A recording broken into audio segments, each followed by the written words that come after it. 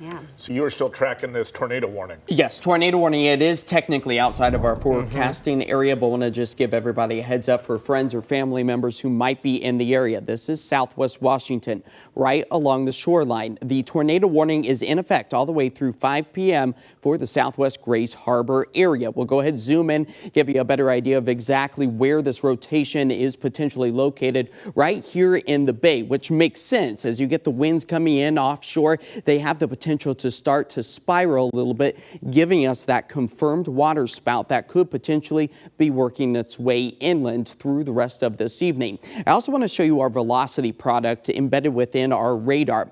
Kind of difficult, it's kind of messy right now, but these really kind of indicate the in and outbound winds, which give us a good indication that maybe we've seen a little bit of rotation, which just again confirms some of that visual sighting of a water spout again out towards the southwest corner of Grays Harbor. The tornado warning in effect now through 5 p.m. So if you are or know somebody in the area of that tornado warning, now is the time to seek shelter. If you have a basement, that's going to be the best place to go, either underneath a stairwell, an interior section of your house away from any windows or doors, or even a bathroom is going to be your best bet at staying safe with this active tornado warning.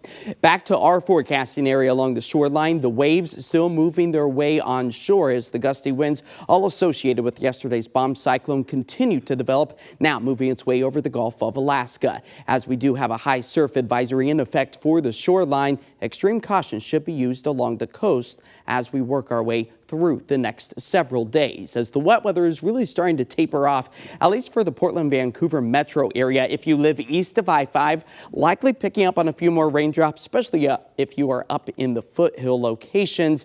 And then you go above that, and that's where the snow is continuing to fall. Again, all of this active weather pushing its way into the shoreline. Again, it's Astoria that will likely be picking up on some heavier downpours within about the next 30 minutes or so, as the high terrain of the Cascades still seeing those winter weather advisories for slick road conditions all the way through the end of the week. That's where Mount Hood itself could potentially pick up anywhere from about 3 to 6 inches for the ski slopes as our snow elevations slowly start to rise back up to 5,000, if not even 7,000 feet by the time we get into Friday with slightly warmer temperatures. You can see that here painted pretty clearly with our future cast, expecting a hit and miss shower for Thursday, drier Thursday evening for us as that cloud coverage does remain. And then Friday we have another little burst of moisture as those temperatures still remain on the mild side, as our future cast rainfall really kind of gives us a good drink of water, an additional inch possible for the I-5 corridor, as our 7-day forecast does show that the wet weather continues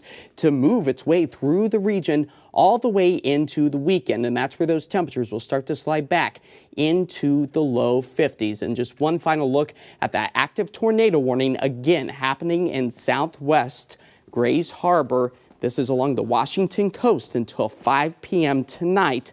So extreme caution should be used in that area. And if you've got the friends or the family members in that location, seeking shelter immediately is a must. Yeah, I was talking to you about this, like where do you go if you don't have a basement? And you said maybe a bathroom? A bathroom is also a very good idea. Okay, Yeah. good to know. Thanks, Okay, Josh. thanks, Josh. We'll be right back.